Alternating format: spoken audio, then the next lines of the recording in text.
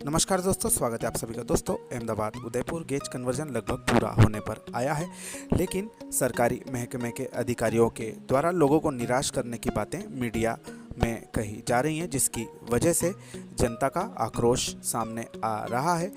खुले तौर पर तो नहीं, लेकिन दबी जुबान से ज़रूर कहा जा रहा है कि किसी खास वजह से रेलवे अधिकारी इस सेक्शन पर ट्रेनें चलाने संबंधी जो नेगेटिव बातें कर रहे हैं, और हो सकता है उन्हें कोई प्रलोभन आगे से किसी की तरफ से प्राप्त हो रहा हो, जिसकी वजह से इसका कार्य काफ़ी धीमा चला।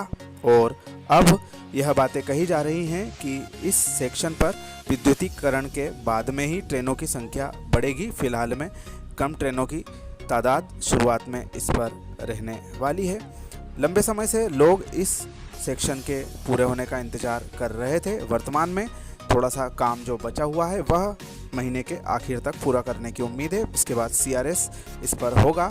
उसके पश्चात सेक्शन को यातायात के लिए खोले जाने की संभावना जताई जा रही है। लेकिन इससे पहले जो मीडिया के द्वारा रेलवे के अधिकारियों से इस बाबत पूछा जाता है कि इस सेक्शन में जो लंबी दूरी की गाड़ियों को चलाने की जो अफवाहें टाइम पर उठ रही हैं, उनमें कितनी सच्चाई है। और वैसे भी जो 7 ट्रेनों की घोषणा 2020 की IRTTC की मीटिंग में हुई थी, वह ठंडे बस्ते में चली गई। उसके बाद 2021 में भी 3 या 4 ट्रेनों की घोषणा हुई, उनमें से 2 ट्रेनों को खारिज कर दिया गया। तो केवल कुल मिलाकर अभी तो 5 ट्रेनों के ही नाम प्रारंभिक तौर पर सामने आ रहे हैं। और IRTTC की मीटिंग जो अभी फ़िलहाल में 8, 9, 10 जून को पुरी में की जा रही है, इसके बाद में पता चलेगा कि उत्तर पश्चिम रेलवे की ओर से और किन ट्रेनों के प्रस्ताव इस सेक्शन पर चलाने हेतु भेजे गए हैं। तब तक शांति और संयम बनाकर रखने की ज़रूरत है, क्योंकि अभी कुछ भी अंतिम तौर पर फाइनल नहीं हुआ है।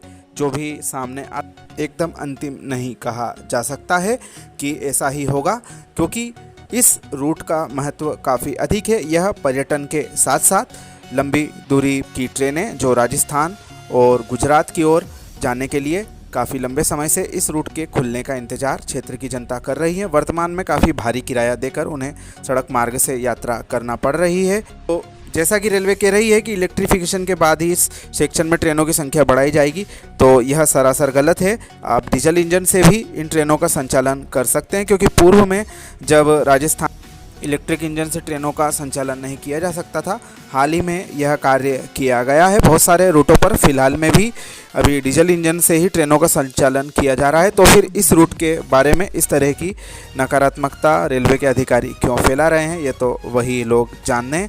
लेकिन जनता को इस रूट पर तुरंत ही लंबी दूरी की ट्रेनों की सुविधाएं दी जानी चाहिए, यह हमारा विचार है।